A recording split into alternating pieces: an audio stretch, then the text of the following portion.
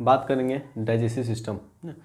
ये चैप्टर है digestive system, पाचन तंत्र। ओके, तो पाचन तंत्र पढ़ने से पहले चैप्टर को अगर आप चैनल पे नए हैं तो सब्सक्राइब जरूर कीजिएगा। ओके, तो फर्स्ट चैप्टर डाइजेस्टिव सिस्टम। तो पाचन तंत्र, तो पाचन तंत्र होता क्या है पहले ये जान लीजिए। पाचन तंत्र वो होता है ना, बड़े से बड़े पदार्थ का छोटे छोटे सूक्ष्म भागों में टूटना, ये पाचन कहलाता है। ओके, बड़े से बड़े पदार्थ का, पदार्थ यानी भोज्य पदार्थ का छोटे छोटे भागों में टूटना ही पाचन कहलाता है। ओके, तो ये हो जाएगा। फिर आते हैं इसके पाचन क्या होता है।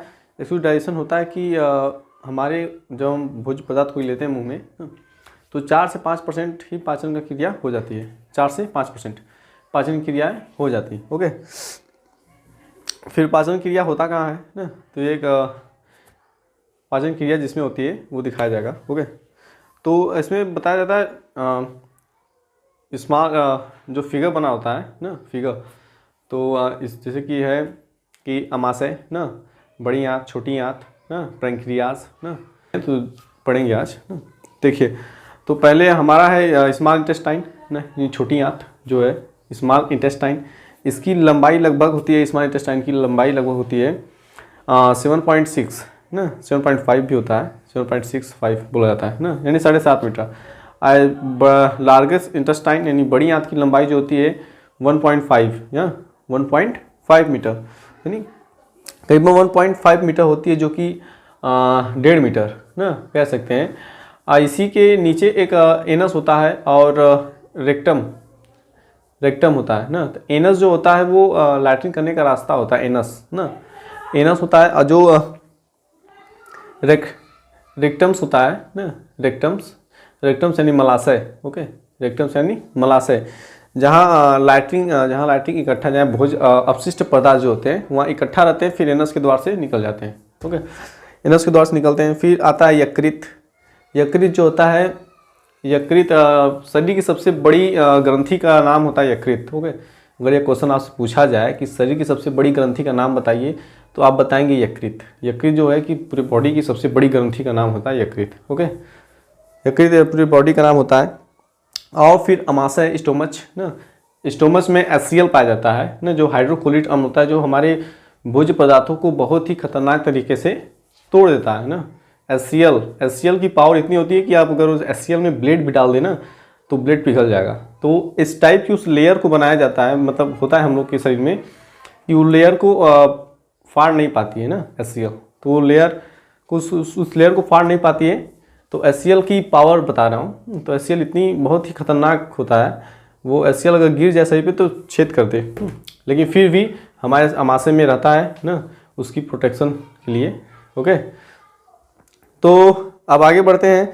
मतलब इन स्मॉल इंटेस्टाइन और लार्जेस्ट इंटेस्टाइन यानी छोटी आंत और बड़ी आंत की अनुपात देखा जाए तो 5:1 होता है ना। छोटी आंत और बड़ी आंत की अनुपात देखा जाए तो 5:1 होता है। ओके, इतना हम लोग पढ़े पाचन के बारे में। ओके, पाचन के बारे में इतना पढ़ने के बाद फिर हम लोग आते हैं कि पाचन एक्चुअल में होता कैसे है ना।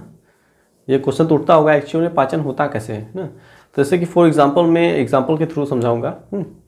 तो फर्स्ट एग्जांपल इसे लेते हैं कि रोटी ना, रोटी, तेल, रोटी लेते हैं, दूध लेते हैं एंड तेल लेते हैं ना। तेल, रोटी जो होता है इसमें कार्बोहाइड्रेट पाया जाता है ना। ये समझाने का थ्रू है, इसे आप भी किसी को समझा सकते हैं ना। तो ये समझाने के थ्रू है, रोटी और दूध, तेल ना। रोटी जो होता है इसमें कार्बोहाइड्रेट पाया जाता है ना, और दूध में प्रोटीन पाया जाता है, और तेल में फैट पाया जाता है, ये तो सभी जानते हैं ना। तेल में फैट, इन जब तीनों चीज़ों को देखा गया है तो इसमें हमारा शरीर कुछ चेंजिंग करता है ना, इसे डायरेक्ट नहीं ले लेता है ना। जैसे कि रोटी में कार्बोहाइड्रेट पाया जाता है और दूध में प्रोटीन पाया जाता है, फैट में फैटी एसिड पाया जाता है ना, फैट में फैट पाया जाता है। तो इनको हमारा शरीर डायरेक्ट नहीं लेता है। ओके, इनको चेंज करता है ना, इनको हमारा शरीर चेंज करता है। जैसे कि रोटी में क्या पाया जाता था, कार्बोहाइड्रेट ना। कार्बोहाइड्रेट को चेंज हमारा शरीर किसमें करता है, ग्लूकोज में ना। कार्बोहाइड्रेट को हमारा शरीर ग्लूकोज में चेंज करता है, और प्रोटीन को एमिनो एसिड में चेंज कर देता है। ओके, प्रोटीन को किसमें, एमिनो एसिड में चेंज करता है, और फैट को फैटी एसिड में। That's it. फैट को फैटी एसिड में जब चेंज करता है तो हमारा शरीर इन सभी को ले लेता है। ये सब जो जैसे कि ये कार्बोहाइड्रेट हुआ, प्रोटीन्स हुआ, फैट हुआ, ये सब क्या है, ये सब न्यूट्रिशंस है ना, ये सब न्यूट्रिशन या पोषक तत्व हैं। लेकिन हमारा शरीर पोषक तत्व को नहीं, हमारा शरीर लेता है सूक्ष्म पोषक तत्वों को ना, सूक्ष्म पोषक तत्वों को यानी माइक्रो न्यूट्रिशंस को लेता है। ओके, माइक्रो न्यूट्रिशंस को जब लेता है हमारा शरीर तो ग्लूकोज से हमें क्या मिलता है, ग्लूकोज से हमें एनर्जी मिलती है, एनर्जी यानी ऊर्जा। तो ग्लूकोज से हमें ऊर्जा मिलती है ना। और एमिनो एसिड से क्या मिलता है, एमिनो एसिड से होता है कि हमारे शरीर का जो होता है विकास होता है। ओके, हमारे पूछा जाता है कि कहा जाता है कि प्रोटीन से विकास होता है, सही है, प्रोटीन से विकास होता है, लेकिन हमारा शरीर प्रोटीन नहीं, उसको चेंज करता है। ओके, उसको चेंज करता है, प्रोटीन से नहीं होता कभी हम लोग का विकास। हम लोग का विकास प्रोटीन हमारा शरीर लेता ही नहीं है, तो प्रोटीन को चेंज करता है हमारा शरीर ना। प्रोटीन को चेंज करता है, किस में चेंज करता है, एमिनो एसिड में। तो एमिनो एसिड हमारे शरीर में जाती है, जैसे कि फॉर एग्जांपल हमें चोट लगा ना, जहाँ चोट लगा रहता है वो सेल जो होता है फट जाता है ना। फटने के बाद वो मरम्मत कैसे होगी ना, तो कोशिका मरम्मत इसी में होती है ना, प्रोटीन की वजह से होती है कोशिका मरम्मत। ओके, प्रोटीन की वजह से कोशिका मरम्मत होती है, वृद्धि प्लस विकास भी होता है ना, कोशिका मरम्मत और वृद्धि प्लस विकास इन दोनों से ही होता है ना, एमिनो एसिड से। तो याद रखना कि कभी भी प्रोटीन हमारा शरीर नहीं लेता है, हमारा शरीर इसको चेंज करता है एमिनो एसिड में ना। हमारा शरीर कार्बोहाइड्रेट कभी नहीं लेता है, हमारा शरीर इसको चेंज करता है ग्लूकोज में ना। हमारा शरीर फैट नहीं लेता है कभी, फैटी एसिड में चेंज करता है। ओके, जब फैटी एसिड में जब इसको चेंज करेगा तब लेता है ना। जैसे फैटी एसिड में ऊर्जा पाया जाता है ना, और कार्बोहाइड्रेट में भी ऊर्जा पाया जाता है। इन दोनों में डिफरेंस क्या है ना, इन दोनों में डिफरेंस देखिए दो है ना।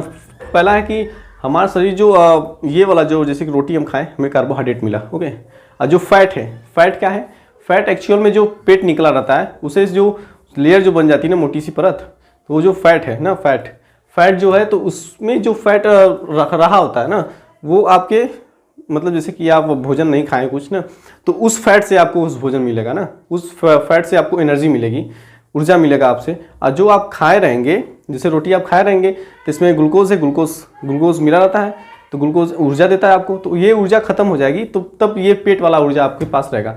लेकिन ये फैटी एसिड जो होता है ये बहुत नुकसान होता है, नुकसानदेह होता है। फिर आते हैं पाचन क्रिया कितने भागों में होती है। पाचन जो होता है एंजाइम्स की वजह से होता है ना। हमारे शरीर में सबसे महत्वपूर्ण काम एंजाइम का होता है। ओके, एंजाइम की ही वजह से हमारे शरीर में पाचन की क्रियाएं होती हैं। ओके, एंजाइम की वजह से। एंजाइम जो होता है हमारे भोज्य पदार्थों को बहुत तेज़ी से गलाता है। अगर एंजाइम ना रहे तो हमारा खाना साल 2 साल हो जाता है पचने में। डिपेंडेंट भोजन कैसा है ना, भोजन कैसा है, अगर आप मांस मछली खाते हैं ना, अगर एंजाइम नहीं है, फॉर एग्जांपल से अगर आप मानिए तो ना, अगर जैसे कि एंजाइम हमारे शरीर में ना हो तो हमें बहुत ही प्रॉब्लम हो जाएगी ना, मतलब खाना पचेगा ही नहीं, बहुत दिन तक खाना पचेगा, फिर लैट्रिन होगा, फिर एनस में जाएगा लैट्रिन ना, फिर एनस के बाहर निकलेगा रेक्टम्स ना। फिर तो एंजाइम करीबन हमारे शरीर में महत्वपूर्ण जो एंजाइम हो वो 3 प्रकार के होती हैं ना। तो पहला होता है एमाइलेज और lipase. Amylase, lipase and proteins बोलते हैं, प्रोटीन्स नहीं, लेकिन इसको बोलते हैं टाइपसिन। ओके, टाइपसिन जो प्रोटीन होता है ये प्रोटीन को पहचाने का मैं बताया ना, इन सब को चेंज करता है हमारा शरीर ना।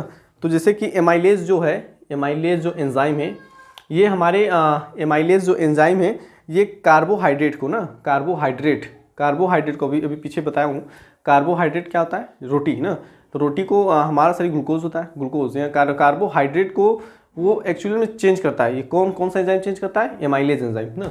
एमाइलेज एंजाइम जो होता है ये कार्बोहाइड्रेट को चेंज करता है ना, कार्बोहाइड्रेट में चेंज कर देता है, तब हमें एनर्जी प्रोवाइड होती है। ओके, एनर्जी जब प्रोवाइड होती है। अब फिर तीसरा एंजाइम है लाइपेज ना। लाइपेज एंजाइम जो होता है ये फैट को फैटी एसिड में ले जाता है, फैट को फैटी एसिड में, एमाइलेज इसको फैटी एसिड भी बोलते हैं और ग्लिसरॉल भी बोलते हैं। ओके, ग्लिसरॉल बोलते हैं। फिर इसके बाद जो होता है जहाँ पे ग्लिसरॉल जैसे कि फैटी आइटम की बात होगी वहाँ पे GLY मिलेगा, मतलब ट्रिक है पकड़ने की कि ये ग्लिसरॉल है यानी फैटी एसिड, यानी GLY जहाँ मिले समझ लेना कि वो फैटी आइटम की बात हो रहा है ना। जहाँ पे प्रोटीन वाला जो है सिस्टम आ रहा है, प्रोटीन अब कैसे चेंज होता है, तो प्रोटीन हमारा एंजाइम जो होता है वो कौन सा एंजाइम प्रोटीन में चेंज करता है ना, एमिनो एसिड में। तो प्रोटीन जो होता है उसका नाम होता है लाइपेज ना, लाइपेज। लाइपेज तो फैटी एसिड में होता है, इसका होता है टाइपसिन। ओके, टाइपसिन एमिनो एसिड होता है ना, टाइपसिन एमिनो एसिड होता है। यानी टाइपसिन एमिनो एसिड ना, टाइपसिन, टाइपसिन जो होता है हमारा एंजाइम होता है, ये चेंज कर देता है टाइप सी एमिनो एसिड में। Okay, type C amino acid में। ओके, तो फिर आते हैं, देखो पाचन किनका नहीं हो पाता है, मिनरल्स और विटामिन का। ये खुद ही सूक्ष्म पोषक तत्व होते हैं, इनका पाचन नहीं होता है ना। पाचन मिनरल्स और विटामिन का नहीं हो पाता है ना, मिनरल्स और विटामिन का नहीं होता है, क्योंकि ये खुद ही सूक्ष्म पोषक तत्व होते हैं। क्योंकि ये खुद ही सूक्ष्म होते हैं, क्योंकि सूक्ष्म होते हैं इसलिए इनका मिनरल्स और विटामिन का पाचन नहीं होता। जैसे कोबाल्ट आप देखे होंगे, विटामिन B12 ना कैप्सूल आता है, विकासूल ना, विकासूल अगर आप विकासूल खाना चाहिए एक्चुअल में। विकासूल खाने से विटामिन B12 की जितनी भी पूरी परिवार है वो मिलते हैं। जैसे कि आप भोजन में जैसे साग सब्जी, कभी रोज़ तो नहीं प्रोटीन मिल पाता है, तो ये हर समय डॉक्टर्स के सलाह को लेकर तो खाना चाहिए। एक्चुअल में वो विटामिन B12 की पोषक तत्वों को पूरा करता है। ओके, अब आते हैं पाचन की क्रिया 5 भागों में होती है ना। पाचन की क्रिया कितने भागों में होती है? 5 भागों में। पाचन होता कैसे है ये जानेंगे अब। पाचन करीबन पाचन करीबन 5 भागों में होती है। पहला भाग होता है हमारा इंजेशन, यानी अंतर्ग्रहण, लेने की प्रक्रिया को अंतर्ग्रहण कहते हैं। Okay, ingestion. डाइजेशन, यानी जब हम भोजन को कूचते हैं ना, ये भी याद रखिएगा, भोजन को जब हम मुंह में लेते हैं ना, अंतर्ग्रहण जब लेते हैं, जब कूचते हैं, बाइट करते हैं ना, बाइट जब करते हैं तो ये 4 से 5% पाचन की क्रिया मुख से ही स्टार्ट हो जाती है। क्वेश्चन आता है, का क्वेश्चन कैसे आता है कि पाचन क्रिया कहाँ से स्टार्ट हो जाती है? तो पाचन क्रिया मुख से ही स्टार्ट हो जाती है, क्योंकि पाचन 4 से 5% ही डाइजेस्ट कर देता है मुंह में। डाइजेस्ट करने की, डाइजेशन का मतलब होता है कि सूक्ष्म पोषक तत्वों में टूटना, सूक्ष्म नहीं, छोटे छोटे भागों में टूटने की प्रक्रिया ही भोजन डाइजेशन कहलाती है ना। डाइजेशन हो गया, इंजेशन, डाइजेशन ना, इंजेशन, डाइजेशन, फिर उसके बाद आता है एब्जॉर्प्शन। एब्जॉर्प्शन, हमारा शरीर किसी भी सूक्ष्म पोषक तत्वों को एब्जॉर्ब करता है ना। एब्जॉर्प्शन, एब्जॉर्प्शन होता है, एब्जॉर्प्शन यानी होता है अवशोषण। ओके, अवशोषण करना। जब एब्जॉर्ब हम करते हैं किसी भोज्य पदार्थ को, तो वो प्रक्रिया क्या हो जाती है? एब्जॉर्प्शन। एब्जॉर्प्शन के बाद आता है एसिमिलेशन ना, एसिमिलेशन, एसिमिलेशन, एसिमिलेशन का मतलब होता है स्वांगीकरण। ओके, स्वांगीकरण, जब हम भोजन को ग्रहण करते हैं, ओके, जब हम भोजन को ग्रहण करते हैं तो इंजेशन, जब भोजन को कूचते हैं तो डाइजेशन, जब भोजन हमारा शरीर में जाता है अवशोषण होता है उसका, अवशोषण तो एब्जॉर्प्शन ना। जब भोजन स्वांगीकरण करता है, स्वांगीकरण यानी उस प्रोटीन जब मिल जाता है तो भोजन स्वांगीकरण करता है ना, जहाँ जहाँ जिसको प्रोटीन की आवश्यकता होगी वो वहाँ ब्लड के थ्रू जाएगा ना, ये प्रक्रिया स्वांगीकरण होता है ना, स्वांगीकरण हो जाएगा ना। फिर इसके बाद जाएगा भोजन कहाँ पे?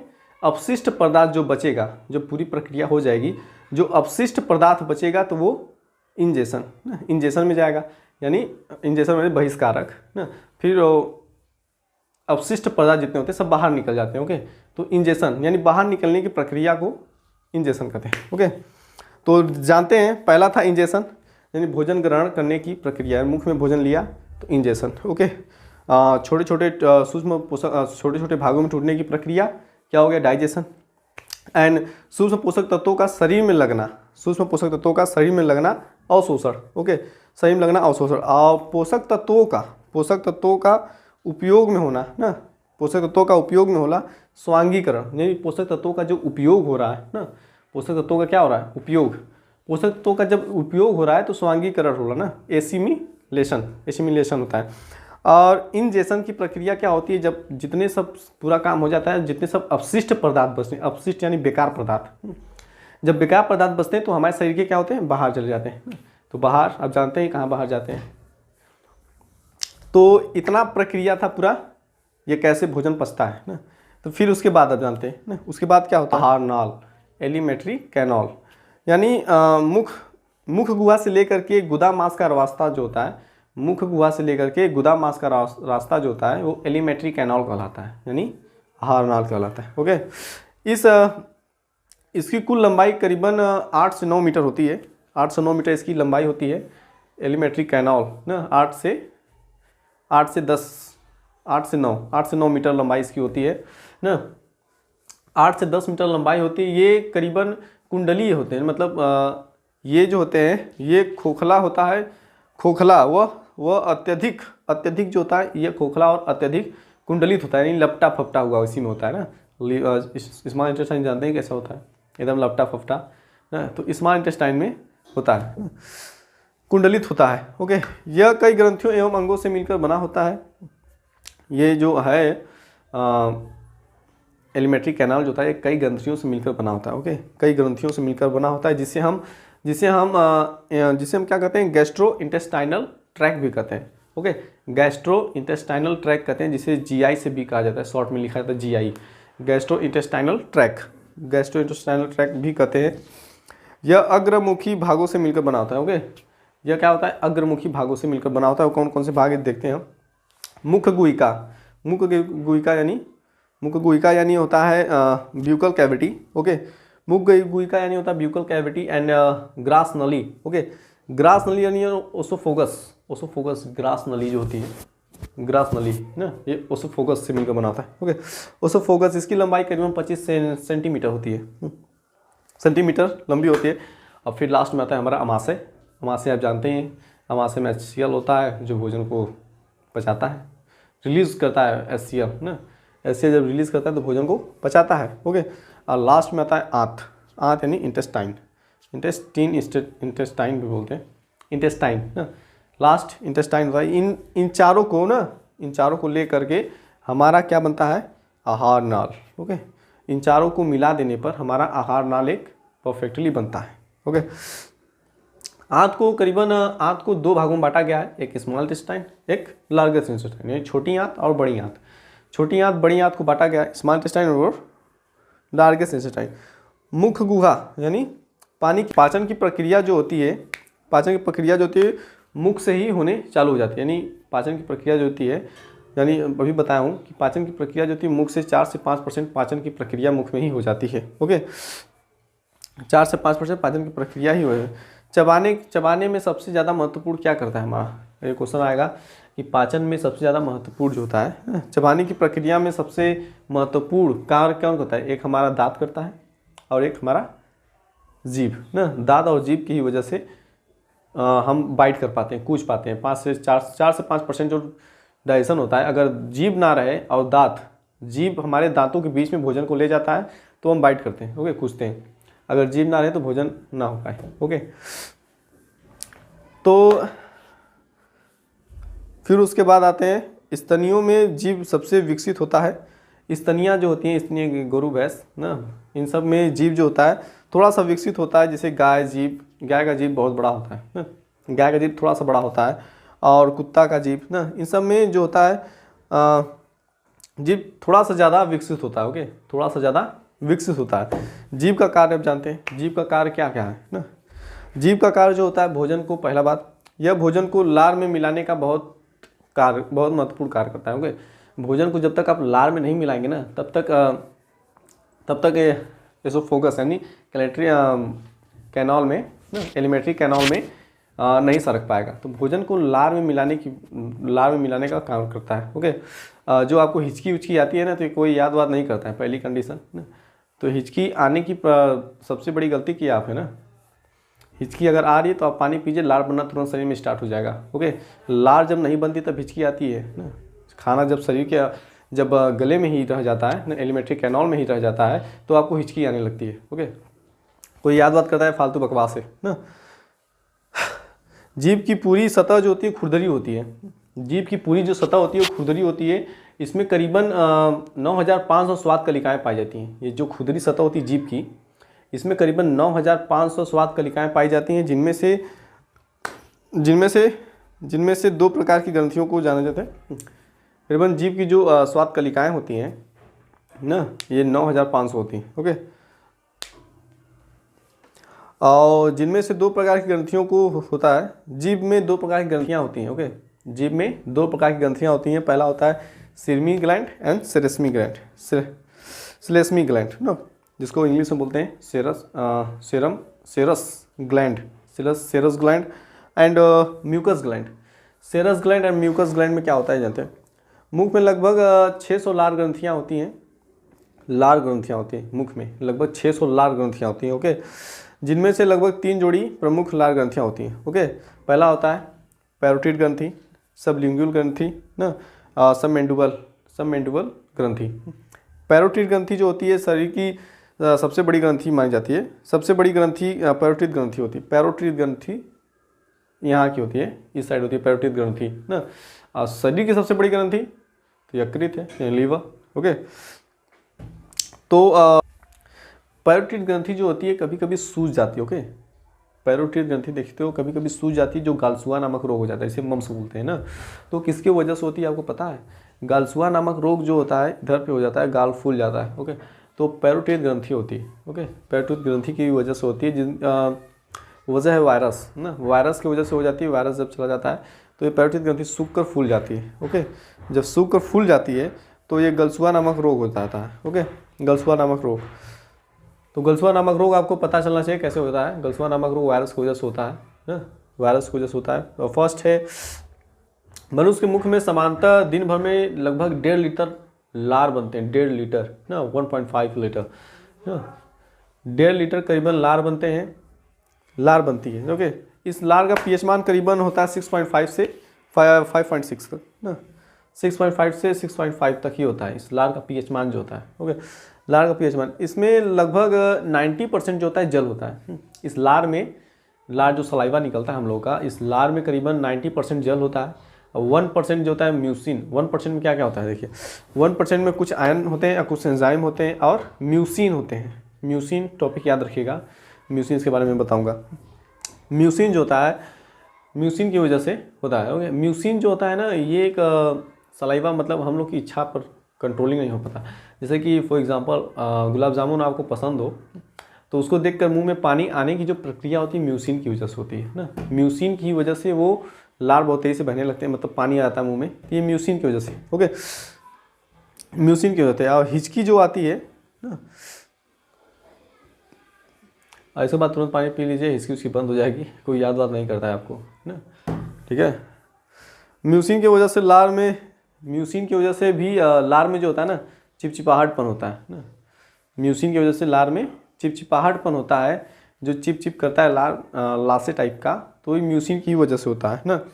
लार यानी सलाइवा करीबन 3 पार्ट्स में डिवाइड होता है। सलाइवा यानी 3 पार्ट्स में डिवाइड होता है। पहला होता है ptyalin, maltase, ptyalin, maltase and lysozyme. Ptyalin, maltase, lysozyme ना। टाइलिन जो होता है, टाइलिन की वजह से तो कार्बोहाइड्रेट, स्टार्च को कार्बोहाइड्रेट में कन्वर्ट करता है ना, माल्टोज में तोड़ देता है। ठीक है, माल्टेज नामक एंजाइम जो होता है, माल्टेज नामक एंजाइम माल्टोज में बदल देता है। माल्टेज नामक एंजाइम माल्टोज में बदल देता है। माल्टेज नामक जो एंजाइम होता है, माल्टेज नामक जो एंजाइम होता है ये माल्टोज में बदल देता है। ये जो होता है लाइसोजाइम, लाइसोजाइम जो होता है ये हमारे बॉडी में होता है ना। बॉडी में मतलब जिसको लाइसोजाइम की कमी होती है ना, जिसको लाइसोजाइम की कमी होती है उसका पसीना बहुत बदबू करेगा ना। तो जब आपका पसीना बदबू करे तो आप समझ जाइए कि मेरे अंदर लाइसोजाइम की कमी है, इसे बढ़ाया नहीं जा सकता, ये होता ही है। अमाशय जो होता है, अमाशय जो करीबन होता है, ये अमाशय का एक लेयर बना जाता है अमाशय में, जिसमें कार्डिया होती है, कार्डिया लेयर बनी होती है। ओके, कार्डियो लेयर बनी होती है, कार्डियो लेयर बनी होती है। और होता है फाइलोरिक जो होता है, फाइलोरिक, जब हम फाइलोरिक एक लेयर बनी होती है अमाशय के नीचे होती है। जब हम किसी भोज्य पदार्थ को लेते हैं ना तो फाइलोरिक जो होता है, फाइलोरिक वो बंद हो जाता है ना। जब हम भोजन को लेते हैं अमाशय में गया तो भोजन न ऊपर जाएगा ना नीचे ना, उसी में रह जाएगा। ओके, तो बड़ी रियर केस में वो खुल जाता है तो हमें उल्टी आती है ना। जब हम बहुत ज़्यादा जोर लगाते हैं तो उल्टी हो जाती है। ओके, तब भोज्य पदार्थ अमाशय से बाहर निकलता है, तो जिसकी वजह से मालूम है हमें हमारे मुंह में बहुत ज़्यादा सलाइवा आ जाता है। वो सलाइवा क्यों आता है एक्चुअल में आपको पता है? सलाइवा इसलिए आता है क्योंकि जब HCl और हमारा जो भोजन मिला रहता है, तो अगर डायरेक्टली जब अचानक निकलेगा बाहर ना, अचानक जब निकलेगा तो HCl जानते ही खतरनाक एसिड होता है। ओके, HCl खतरनाक होता ही है, तो जब बाहर निकलेगा तो जला देगा ना, जितने भी एलिमेंट्री कैनॉल है, फिर जीभ है, गाल है, सब जला देगा। तो इसलिए उसे छाड़ देने के लिए हमारा सलाइवा बहुत तेज़ी से बनने लगता है, ऑटोमेटिकली बनने लगता है ना। अब पानी पिए या ना पिए, लेकिन ऑटोमेटिकली सलाइवा बहुत तेज़ी से हमारे मुंह में बनने लगता है, जिसके वजह से हमारा मुंह बच जाता है। ओके, जिसके छाले वाले जीभ पे नहीं होते हैं ना, तो बहुत रेयर केस में ये होता है, जल्दी नहीं होता है। तो बताया गया है कि बच्चों के अंदर HCl नहीं पाया जाता है ना। बच्चों के अंदर, बच्चों के अमाशय में जो होते हैं, बच्चों जो छोटे बच्चे होते हैं जो दूध पीते हैं ना, उनके अंदर HCl नहीं पाया जाता है। HCl, उनके अमाशय में HCl नहीं पाया जाता है, क्योंकि उनके अमाशय में रेनिन पाया जाता है। ओके, रेनिन पाया जाता है, जो कि उनके सिर्फ प्रोटीन्स को पचाने में काम आते हैं, जैसे कि दूध पचाने के लिए ही आते हैं। उनको भोजन खिला दो वो पचा नहीं पाएंगे। ओके, जब पचा नहीं पाएंगे तो डेड कर देंगे, डेड, काम खत्म उनका ना। तो HCl जो होता है बच्चों के अंदर नहीं पाया जाता है ना। हाइड्रोक्लोरिक अम्ल ये बच्चों के अंदर नहीं पाया जाता है। बच्चों के अंदर अमाशय में रेनिन पाया जाता है, जो प्रोटीन को पचाता है सिर्फ। ओके, प्रोटीन को पचाता है। दूध में कौन सा प्रोटीन पाया जाता है? दूध में जो पाया जाता है वो, दूध में प्रोटीन जो होता है केसिन नामक प्रोटीन होता है। ओके, दूध में प्रोटीन जो होते हैं केसिन नामक दूध में प्रोटीन हो जाता है। किसी को बहुत रियली कैसे पता होगा कि दूध में कौन सा प्रोटीन पाया जाता है? तो दूध में केसिन नामक प्रोटीन पाया जाता है। ओके।